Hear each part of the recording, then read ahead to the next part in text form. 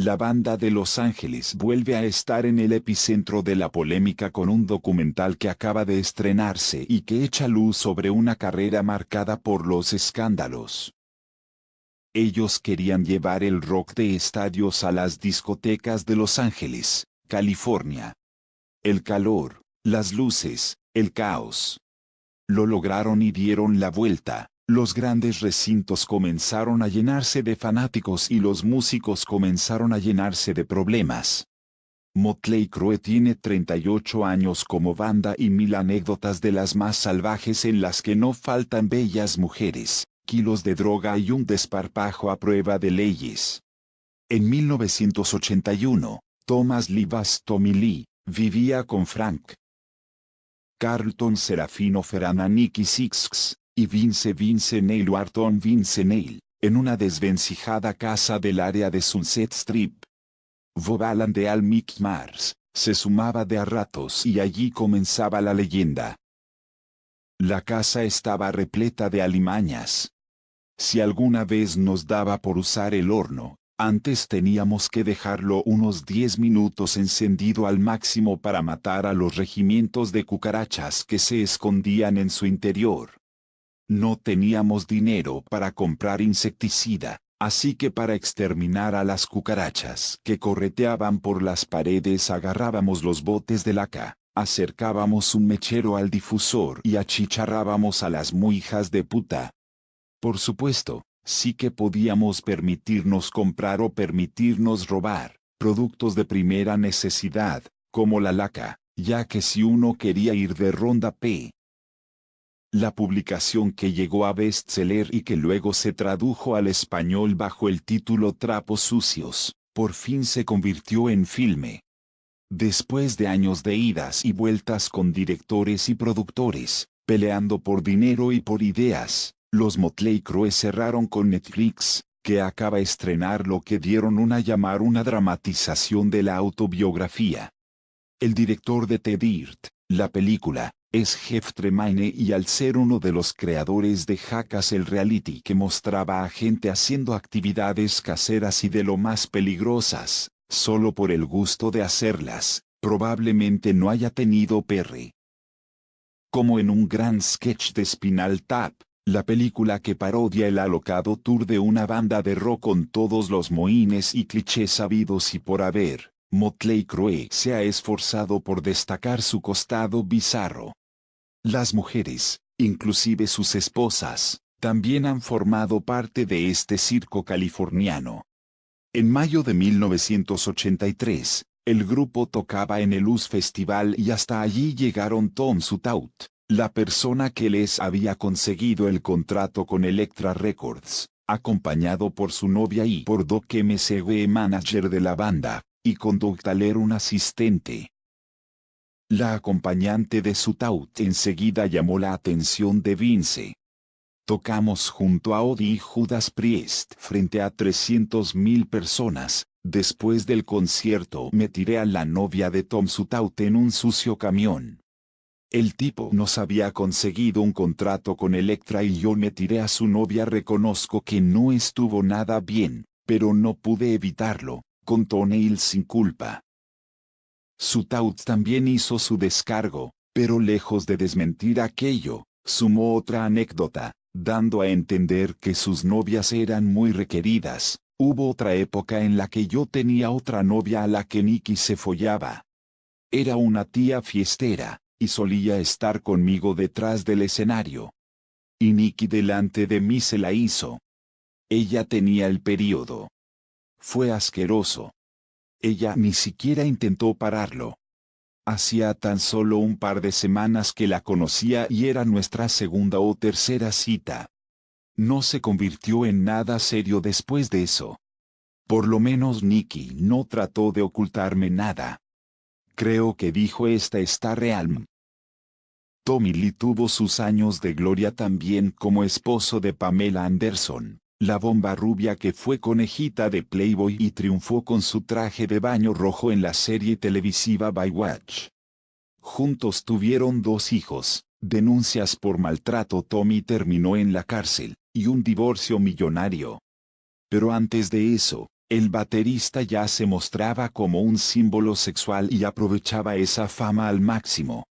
Mientras vivían en la mugrienta casa de Sunset Strip, Tommy aún estaba en pareja con una chica a la que llamaban burlonamente Bullwinkle como un alce de los dibujitos animados, pero igualmente tenía sus...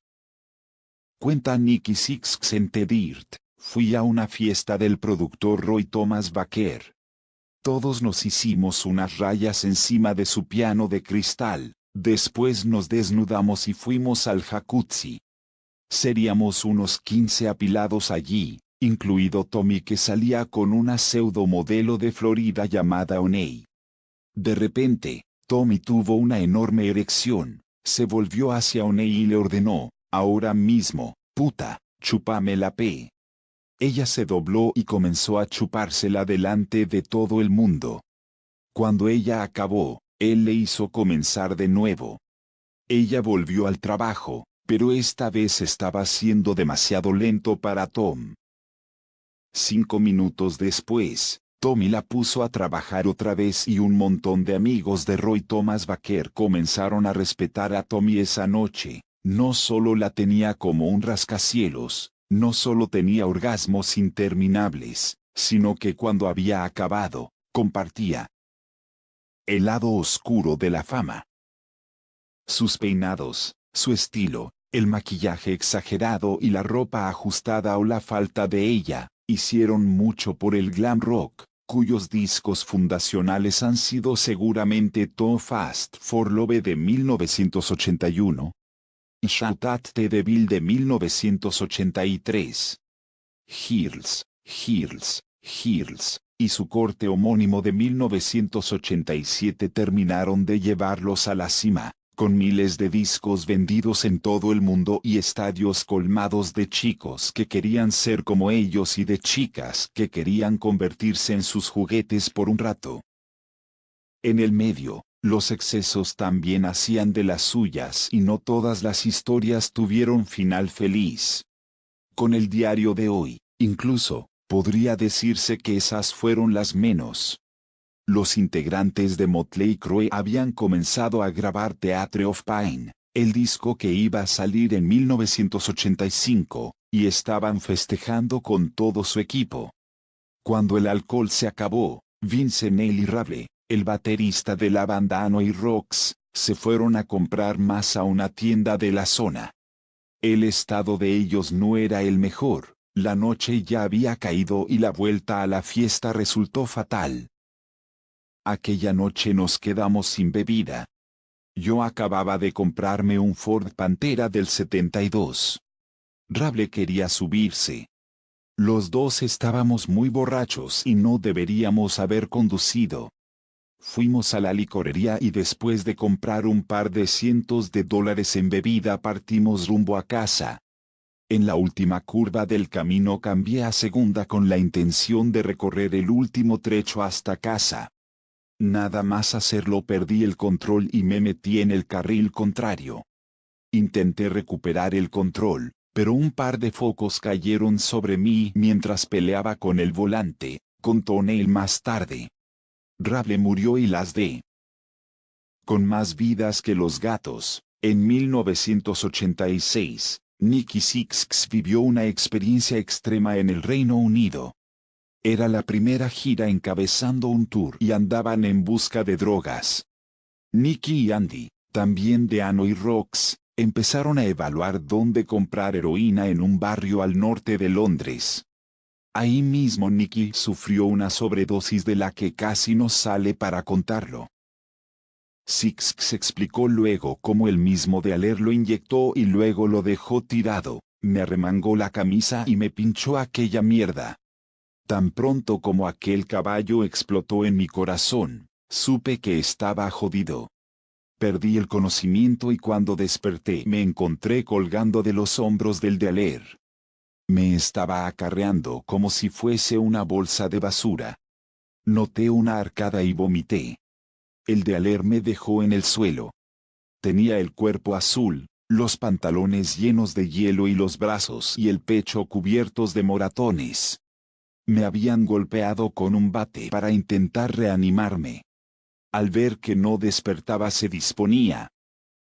En 2014, la banda avisó que iniciaba una gira despedida y explicó, nuestro guitarrista, Mick Mars, tiene una enfermedad que lentamente fusiona sus vértebras. Es una de esas cosas que son tratables, pero no curables. Así que solo va empeorando progresivamente y es doloroso para él, por lo que no quiere salir de gira por mucho tiempo más. Y la última cosa que haríamos sería salir a media máquina con un tipo contratado para que toque la guitarra. Queremos terminar a lo grande con los chicos originales. El tour final concluyó en 2015 y allí pudo estar Mick Mars otra vez en el escenario. La espondilitis anquilosante es una condición ósea degenerativa que aqueja a Mars desde los 17 años, quizá la causa también de una personalidad un poco más tranquila que la de sus compañeros de aventuras. Hace poco, el cuarteto fue fotografiado en la premiere de Ted Dirt y allí se pudo ver al guitarrista loqueado para la ocasión, pero visiblemente deteriorado. La banda sonora de la peli los animó a grabar 4 nuevas canciones, aunque sin Mars en las cuerdas será difícil volver a verlos arriba de un escenario todos juntos. Por ahora, quedan las canciones, El legado de un estilo y Mil Story,